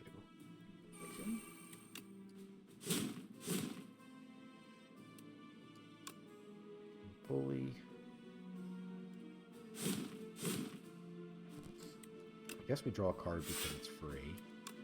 I do not think that's worth it. Okay, it's looking to deal a lot of damage. So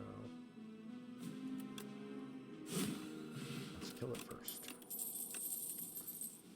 Don't think any. There's the True Grit upgraded, but I still don't think that the 9 block exhaustive card's worth it. 6 plating's pretty powerful, obviously, but I think none of this is really for us. Yeah, let's merchant. Tons of gold. Definitely interested in this, but we'll wait. Deal 15 damage, deal 5 additional damage for each unique debuff. Unique is the key word there. 3 weak and vulnerable to all enemies' exhaust. 5 weak and vulnerable to all enemies. It's pretty crazy, but the 2 cost is extreme. Draw 2 cards at the start of your turn, exhaust the top card of your draw pile. Deal 6, 3 for each card in your exhaust pile. Nothing good on the cards for us. So This costs 0. what?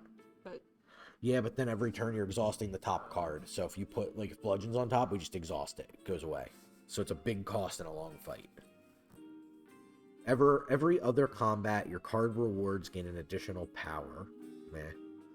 Every time you play, 10 skills gain 7 block. I don't think you know a lot of skills.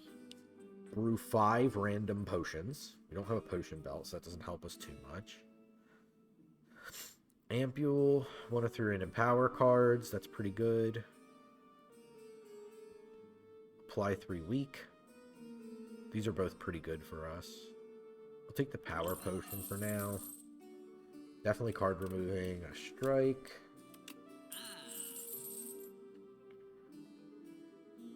What's those little peppermint patty things? Every other combat, your card rewards get an additional power. So when you pick your card, it'll have an additional thing it does.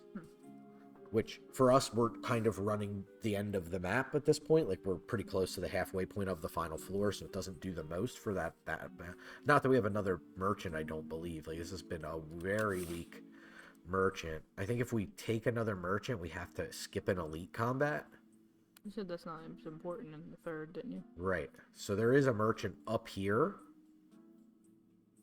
So maybe that's better.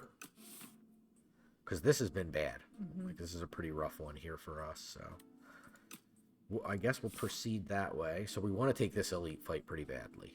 And we have fire, and then we're looking for a fairly... I mean, it's a run of monsters, but, like... You have a fire, though? Yeah. I have a fire after this elite, yeah. Because you're not super high. Yeah, this is just a beater. So we're looking to take 29 here. So let's start with a card.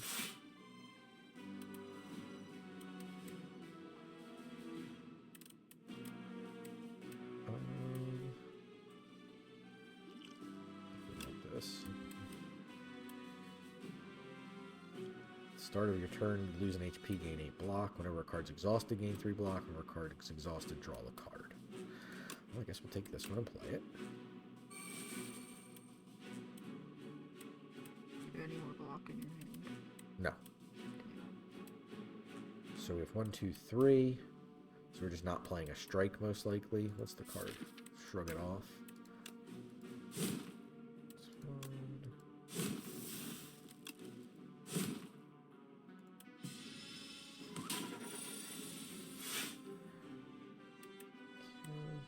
They're dealing 6 by 4.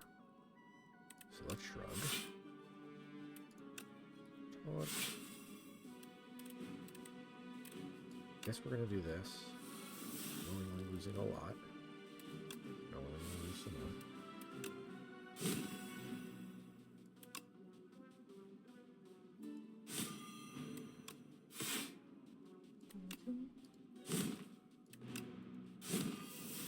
It's vulnerable basically forever.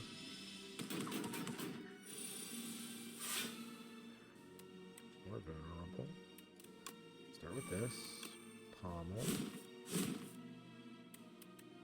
Sword boomerangs, probably fine.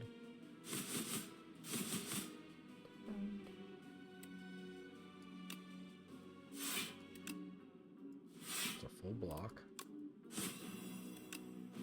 17 vulnerable. Boy. No, but it doesn't matter. War paint. Upgrade 2 random skills. Let's see if we have any skills here first. Remember, you can pick these in any order. You don't have to like go down from top to bottom or anything. You can jump around. So don't be afraid to do that. Playa Vulnerable is attractive, but Uppercut is expensive. And we'd have to waste time upgrading it, so I don't think we can take that. Let's shrug it off and defend. Okay, I'll take those. You have to heal. Yeah, definitely resting here. Alright, so we'll take this chest here, because we're not interested in taking an elite fight, and we want to hit a merchant. Something good. At the start of your second turn, gain 14 block. Oh no, the Decider. Heal 10 HP. Yes. Simple as that. It's the best Decider I've ever had to be. Didn't even have to redo that. Nope. Super easy. I didn't have to add a big card to my deck, which is my usual fate as the Decider. Bludgeon twice. I think so. 2 punch. Bloodletting. Bludgeon.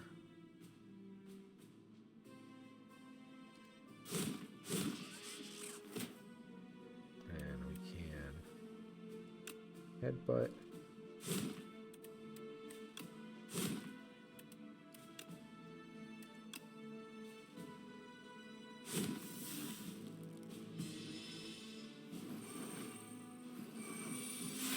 Okay.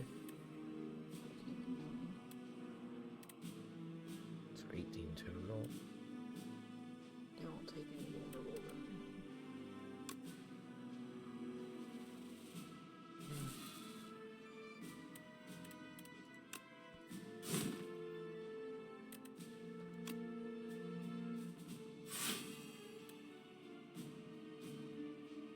So I think we leave this one alive. This one's going to take 64. Why? Only 32. Oh, it's just 32. You're right. You're right. There's another one. Yeah, let's do this. And strike this one.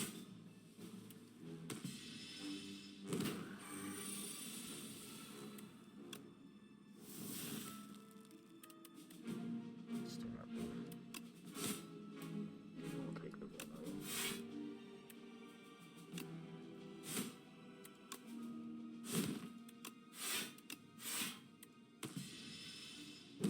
Parrying shield doing a lot of work for us.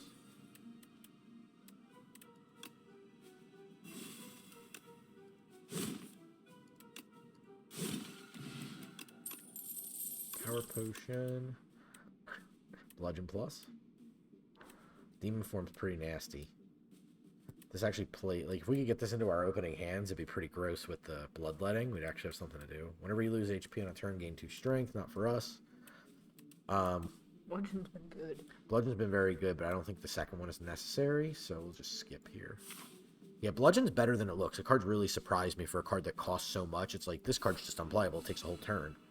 But, like, you can start doing some dastardly things with it. Probably Pommel? Infernal Blade first. Pommel. This one's going to shield itself. This one.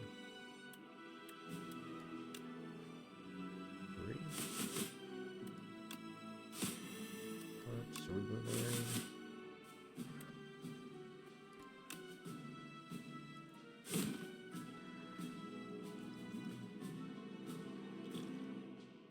Don't think we need to use those yet.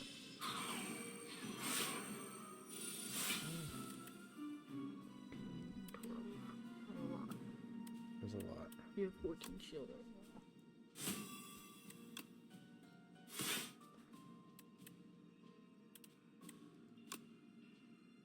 Guess we'll do that to that. Headbutt.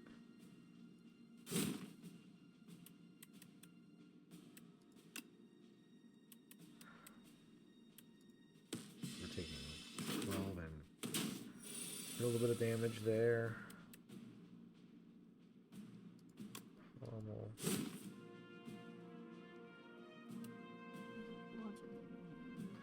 Yep. You're 6 right now. Oh, it's frustrating. I guess we'll take this, because we're just not taking any damage here. Yeah, that helped. Wasn't the big one? Oh, it's these 2, right? Yeah.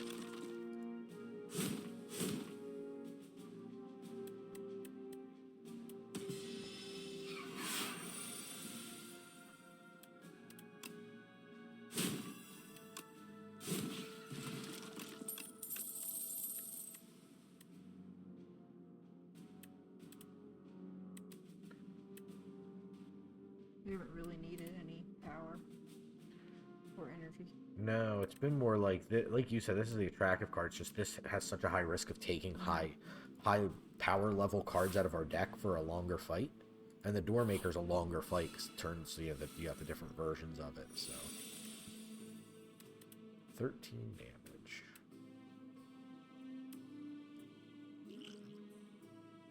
Can defend 6. Guess we're just gonna go for an offering here.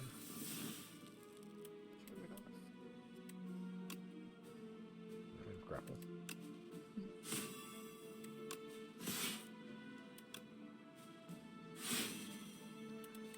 So tons of vulnerable on this thing. So apply more vulnerable. We don't need to defend any further. But it'll be a 5. It already has.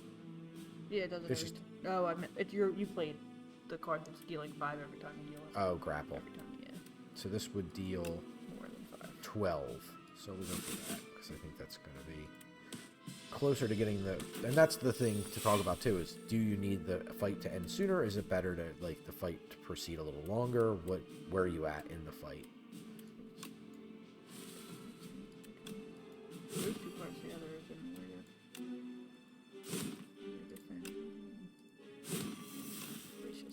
Yeah. Shrug it off plus. Gain 8 block. Another 8 block if you have exhausted a card. It's not for us. I don't think we need to shrug it off plus. 22. Could be good. It could be. What do you think? It draws a card, right? Yeah, I but it love costs it. 1. Yeah, but we have so much energies. Okay, we'll try it. Merchant, we are loaded. Play the top X cards of your draw pile.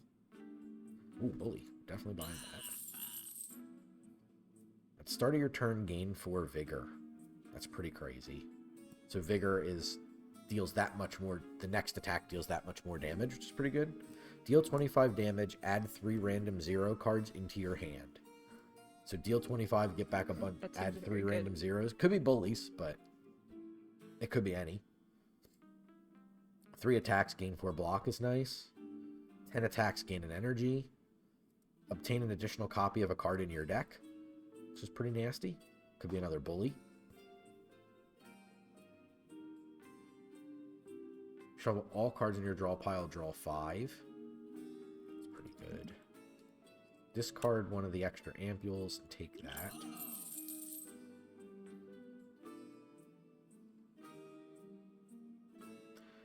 This is attractive. Yeah, it seems really good. This could be very good. 10 attacks, gain a... Because we're playing, like, what, 5-6 attacks a turn on average? So, like, it's extra energy every other turn. This is 3 attacks, gain 4 block. And then there's the obtain an additional copy of a card in our deck.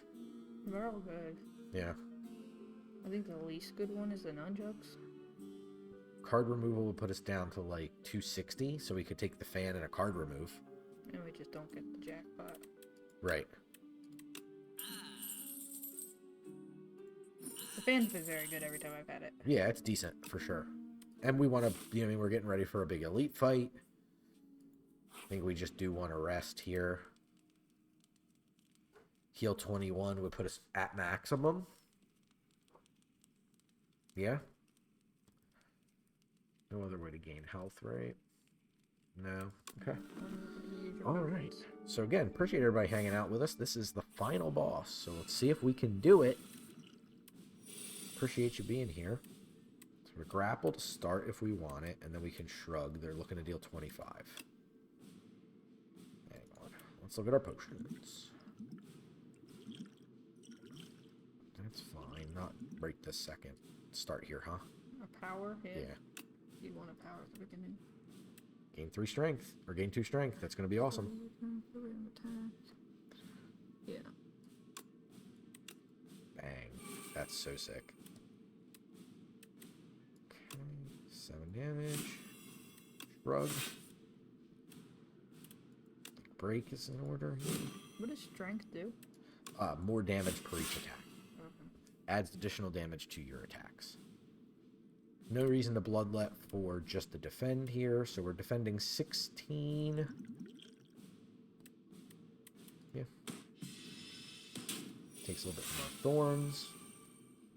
So we got a 1-2 punch into pommel strike. I like that lead off, so let's start there. Got our bludgeon if we want it. Taking 30. 1-2 punch we played, right? Mm-hmm. So we can blanket here if we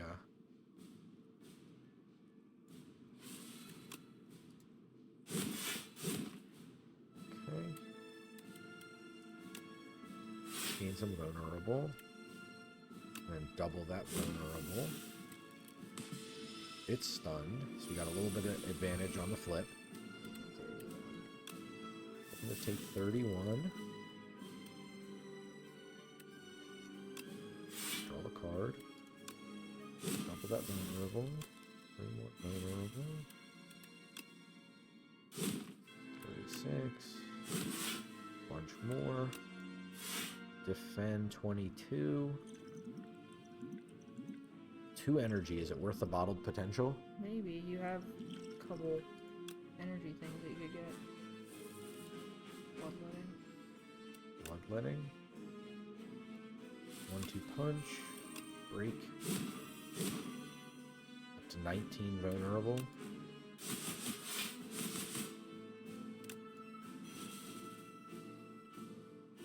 So we just go ahead and throw the ampule. 40. It's pommel strike. Grapple. Haunt. Offering. Shrug. Bludgeon.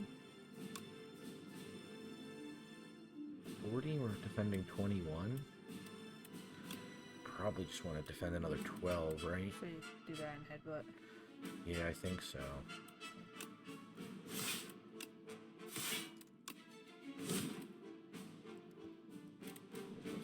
The big guy? No, there's not there. Bloodletting? 1-2 punch. Could be bloodletting. Because it stays in there if we don't use it. Yeah, offering's gone now, so. Turn back into the door. So we have bludgeon. So it's going to deal 28. Oh, because it flipped. It lost all the vulnerable we put on it. Yeah, that sucks. So, shrug. Thunderclap.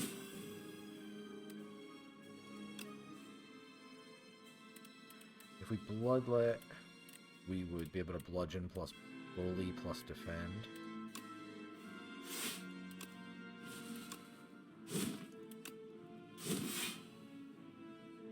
$25, so we take 3. There's bully. Tremble. Sword blade. So it's going to be stunned. It has a vulnerable back, so that's good. Yeah, 23 vulnerable on this side. We hold the bloodletting in our hand. So this should be a pretty good, should be a game ender for us. Wham! We technically got that a second time. We did it! We beat the 3 acts with the Ironclad. We got to do a cool thing too, huh? Got to do a, really show off what Bully could do, really show off what Bludgeon could do. That upgraded card to upgrading the Bash to Break was crazy. And we got to really kind of showcase a vulnerable style deck. So hopefully this helps you if you're a player of Slay the Spire 2 and you haven't gotten a ton of reps in yet.